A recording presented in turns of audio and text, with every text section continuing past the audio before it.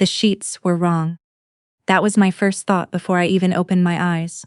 The thread count too high, the pillow carrying someone else's weight from the other side, the air smelling like dark espresso, and something leather clean that had absolutely no business being inside my studio apartment above the dry cleaner on Brickell. My studio smelled like takeout containers, and the vanilla extract that had spilled in my bag 3 weeks ago and still hadn't fully left. I kept my eyes shut and tried to build the night back from fragments. The James Beard Spotlight Gala, Miami's biggest night in the culinary world, held every June out on the terrace at the Perez Art Museum, the bay glittering below, like someone had scattered loose change across the water. I'd been there as a guest, which still felt like a minor miracle, considering that 3 months ago, I'd been one of the founding faces of Saffron, the restaurant that had put my name on its menu, and then quietly removed it when the new investors arrived and decided the ownership structure needed to be cleaner. Jordan had been at the gala. Of course he had. Jordan Whitfield, my former business partner, former co-creator of every dish that had made Saffron worth investing in, former person I had trusted with both my recipe notebooks and, for a disastrous 6 months, considerably more. He accepted the Rising Chef Award in front of 400 people and thanked his team, his mentor, his grandfather who'd taught him to love food, and a short list of investors. Not once did he say my name. I remembered champagne after that. Paloma handing me a second glass, then a third, saying quietly, "Don't do anything I wouldn't do," which is an extremely low bar coming from Paloma. I remembered the terrace lights stretching across the water. A man's voice somewhere to my left. Low, unhurried, asking if I was all right the way someone does when they actually want to know. I remembered laughing at something. I did not remember how I came to be lying in sheets with a thread count I couldn't afford. I opened my eyes. The room was the kind of space that existed in architectural magazines you flipped through at the dentist and assumed no one actually inhabited. Floor-to-ceiling windows across the entire far wall, Miami's skyline and the bay spread out below in the early gray blue of early morning, like something designed to make you feel small in the right way. White oak floors, furniture chosen by someone with actual taste, which is rarer than money and doesn't reliably accompany it. And beyond a half wall to my left, a kitchen, a real one, with equipment I recognized from culinary school catalogs I'd studied like scripture and never expected to touch. I was in a white robe, monogrammed, not mine. And at the dining table across the room, a man was reading the Wall Street Journal. He was mid-30s, dark-haired, with the kind of stillness that doesn't come from being relaxed. It comes from being the person in a room who never needs to prove anything. He was in a white dress shirt, sleeves rolled to the elbow, one hand on his coffee, the other holding the paper flat, and he looked up the exact second I sat up. Not startled, not apologetic, just noting the fact of me the way you'd note that the weather had changed. "Good morning," he said. "Where am I?" My voice came out rougher than I intended. 42nd floor, Brickell Key. He set the paper aside. "There's water on the nightstand and ibuprofen. I'd start with those." I found the glass, drank half of it before I remembered that accepting anything from a stranger, in a situation like this, was probably inadvisable. Then I decided the headache was the more immediate problem and drank the rest. "I don't know you," I said. "You did last night." Something in his voice that wasn't quite amusement. "Nico Vasquez. We talked for about 40 minutes on the terrace and then you asked my attorney to draw up a contract, which he did, and then you signed it. In front of 2 witnesses." He reached across the table and slid a document toward the edge, waiting. "Congratulations, you're now the exclusive executive chef of Vela." I stared at him, then at the document, then back at him. "That's not funny." "I don't generally find my business agreements funny." He stood, and the full picture of him resolved. Tall. The kind of person who moved through a room and reorganized its geometry without trying, and brought the document to me himself. Set it on the bed beside me like it was the most normal thing in the world. "Second page, your signature is at the bottom." My signature was at the bottom. Slightly unsteady, listing to the right the way my handwriting always did when I was tired or emotional, but undeniably mine. 6 months. Exclusive. Vela Private Members Club, opening October 1st, executive chef, full creative control of menu and kitchen staff. Compensation that made me read the number twice and then a third time to make sure I hadn't invented a digit. "I need to call my friend," I said. Of course. Your phone is charging by the window. Your dress has been sent to the hotel laundry. It had champagne on it. He returned to the table, picked up his coffee. And your cat is fine. I stopped. My cat. Gray tabby, Mochi. Very unhappy about being put in a carrier, but he's been eating since last night. My assistant has him at her place. She has 2 cats of her own. He seems to have worked it out. I sat with that for a moment. Deeply unsettling that this man had somehow located and relocated my cat. Also, Mochi, accounted for, safe. I was trying very hard not to let that detail do anything to my opinion of the situation. How did you even? You mentioned you had a cat that would need feeding if you weren't home. He said it simply, like it was obvious. So I had someone take care of it. Paloma picked up on the first ring, which meant she'd been awake waiting. Before you say anything, she started. Paloma. You were really upset. After Jordan's speech. And this man, Sophia, I watched you 2 talk for almost an hour. You were laughing. You haven't laughed like that since before the whole saffron situation collapsed. I signed a contract. A pause. I know. You were there? You asked me to be your witness. Her voice dropped. I tried to slow you down, I promise I did. But you kept saying that Jordan had spent 3 years building something with your hands and your palette and your name, and you were done letting other people profit from your work. You said Nico Vasquez was offering you something that would be yours. Full creative control, your name on the door, no silent partners making decisions about your own kitchen. A long pause. Honestly? Sober, you might have said yes too. I pressed my back against the bathroom wall, voice low. The door looked solid, but I wasn't taking chances. He's not just a hospitality investor, Paloma. Look him up.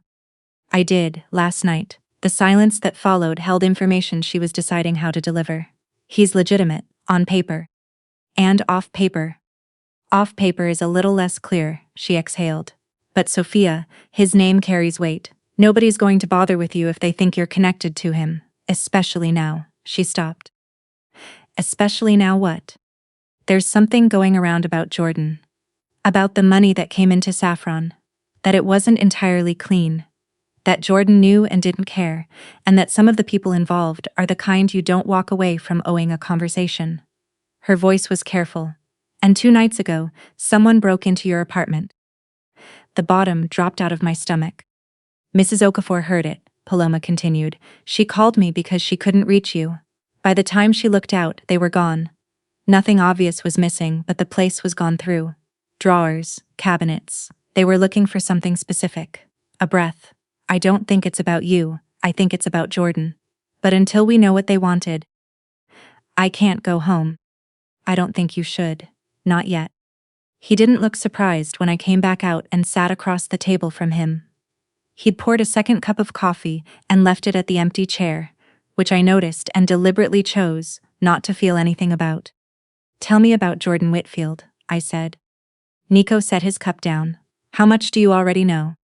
That he used my recipes and 3 years of my work to win an award last night. That he restructured me out of Saffron when cleaner money wanted a cleaner ownership picture. That someone searched my apartment 2 nights ago. I kept my voice level. Tell me the part I'm missing.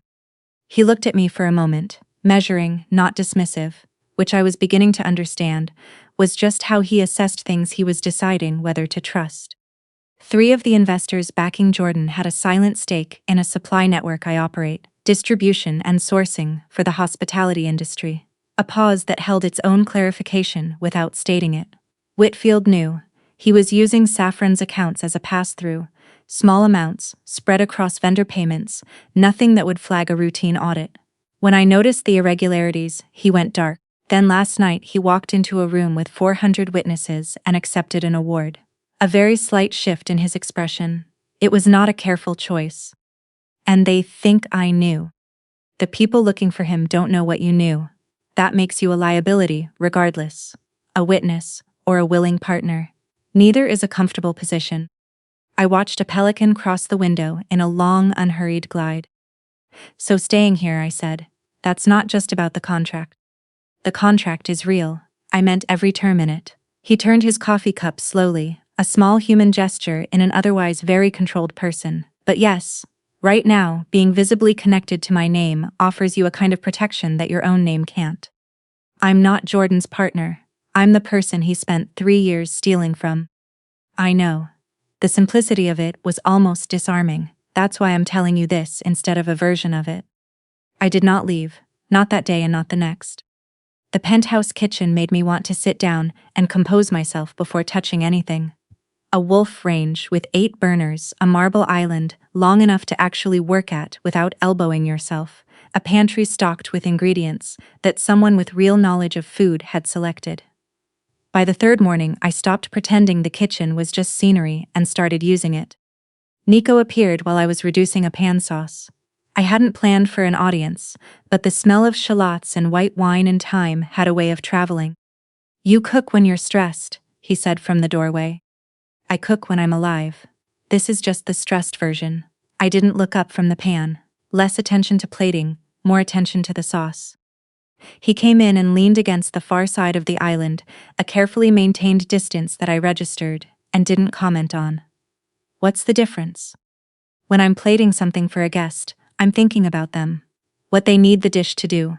Whether the acid is balanced enough to cut through whatever's weighing on them that night, or whether the sweetness is going to feel like comfort or cloying. I watch the liquid reduce.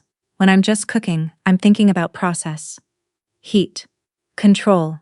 Reduction. You can't control much in a situation like this, but you can control whether a sauce breaks. And has it? Not yet. I finally looked at him. Don't jinx it. Something moved across his face, not quite a smile but the shadow of one, the involuntary kind. Noted. He stayed, not in the way that felt like surveillance, but in the way that felt like company. He worked from his phone and laptop at the kitchen table while I cooked, and we didn't talk much. But the silence was the comfortable kind, the kind that takes longer than most people realize to build. He started calling me chef on the 3rd day. Completely straight-faced the first time, when I told him I'd reorganized his spices cabinet, because the previous arrangement was both chaotic and philosophically indefensible. Thank you, chef. I told him to stop. He didn't stop. By the 4th day, I stopped minding.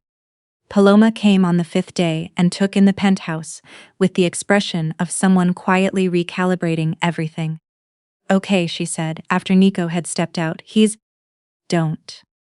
I'm just... Paloma. She held up both hands. I'm just noting that you seem less miserable than I'd expect. She looked toward the windows, then back at me. I found out something about Jordan. I set down my knife. Tell me. He's been in the Orlando area, moving around, paying cash. But he used a credit card linked to a catering company he set up as a shell 3 years ago, the same account he was running money through at Saffron. She watched my face. And there's more. The reason they searched your apartment. Jordan had a backup drive, transaction records, client contacts, the entire structure of what he'd built. He registered it as a business asset under your name, as co-founder of Saffron. The kitchen went very quiet.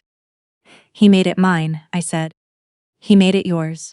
Whatever's on it, it's legally tied to your signature, your name, your founding stake. She sat on a bar stool. You need to tell Nico now, Sophia, not after you think it over. I know. I mean it. I know, Paloma, I know. Nico listened without interrupting. When I finished, he was quiet for a moment, looking at the table. The drive, he said. Do you have any idea where it is? I think I do. Jordan had a system. He always kept a decoy, the hiding spot that looked like the real one. The actual backup was always in plain sight. 3 years of watching small patterns accumulate, he would have kept it at Saffron. In the dry storage, behind the smoked paprika tins. It was something we joked about early on, hiding in plain sight. I met his eyes. If he was using the restaurant as his mechanism, the drive is still there. Saffron has new management. The new management doesn't know what they're looking for. I kept my voice steady. I do, and I can walk into that kitchen without raising a single flag. I worked there for 3 years. My mise-en-place system is still on the prep whiteboard. He looked at me for a moment that recalibrated something behind his eyes. You're not doing that alone, he said. I'm aware, but I'm the only one who knows exactly where to look. I stood. So, together or I go by myself and you get to be quietly furious about it later. A pause. Together, he said, unambiguously together. The drive was exactly where I'd guessed. A small magnetic case, flat and black, stuck to the underside of the metal shelving behind 3 tins of smoked paprika. Invisible unless you already knew. Nico's attorney had the contents analyzed within hours. Transaction records, routing numbers, client contacts. The entire skeleton of what Jordan had constructed in the margins of a legitimate business. Jordan himself was found in a hotel in Sanford 2 days later. Nico told me over coffee, same tone he used to mention the weather. Brief, factual. And, I asked. He'll return what he took. From my investors and from the others. Your name is being removed from every document he attached it to. You have no legal exposure. He paused, and the people who searched your apartment have been made to understand that you have nothing they're looking for, and that you're not someone they want to revisit. I nodded, turned toward the windows. You can go home, he said quietly. The contract stands regardless. Vela is still opening in October, the terms are unchanged, but the situation that made it necessary for you to stay is resolved. I know. I looked at the bay. Mochi can come home. I'll arrange it today. I turned around. Can I ask you something? He set his phone face down on the table, which I'd learned meant I had his full attention. That night at the gala, I said, you could see I wasn't at my most stable.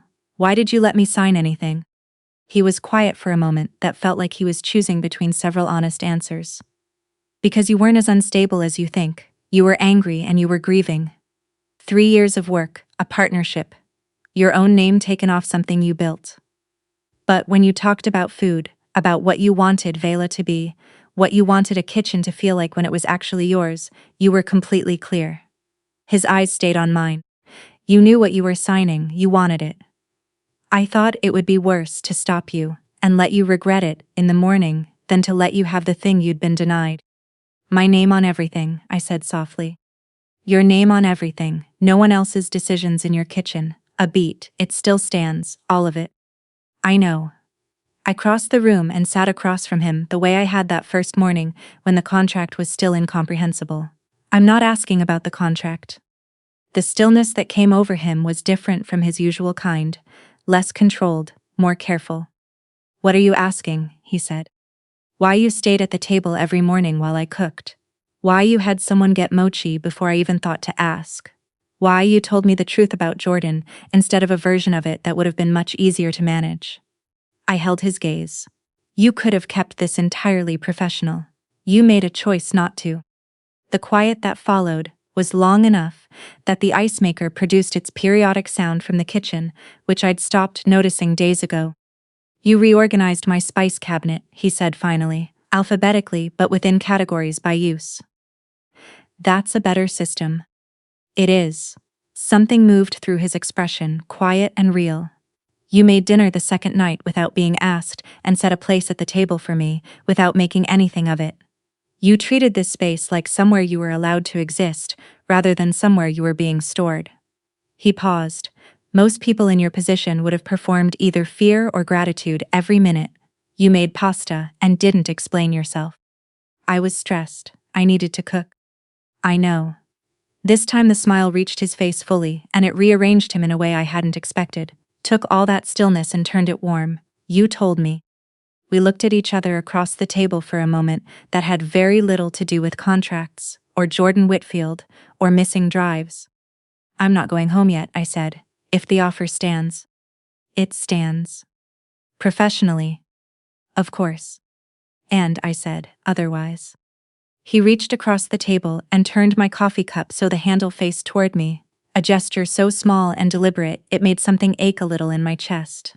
Otherwise, too. I moved back to my apartment eventually. 2 weeks later, when the smell of the ransacking had been replaced by fresh paint and the specific domestic reassurance of mochi reclaiming every surface he'd been absent from. I kept a bag at the Penthouse because I was spending more nights there than not, which Paloma observed with tremendous restraint and only 5 texts. Vela opened October 3rd, 2 days behind schedule because the tile work in the private dining room was wrong and I made the contractor redo it. My name was on the front door, on the menus, on the reservation confirmation that went out to every member. Executive Chef Sofia Navarro. The Miami Herald called it an assured debut from a chef who clearly has a score to settle, in the best possible way. Paloma read the review out loud to me 3 times and cried a little on the second. Jordan Whitfield's name disappeared from the industry with the particular completeness of someone who'd been asked very firmly to recede. I heard he'd relocated. I found I had almost nothing left to feel about it, which turned out to be its own kind of freedom. What I kept from all of it, the spice cabinet system I'd imposed on Nico's kitchen, which he'd never rearranged, even when I wasn't there to see. The habit of leaving a second cup on the table without discussing it, the understanding that some agreements, even the ones you sign in the wreckage of an evening you barely remember, can turn out to be exactly right, as long as you're willing to honor them in daylight, clear-eyed and sober and sure. And the word chef, said in a voice that had long since stopped meaning anything about a kitchen. That one I kept most of all.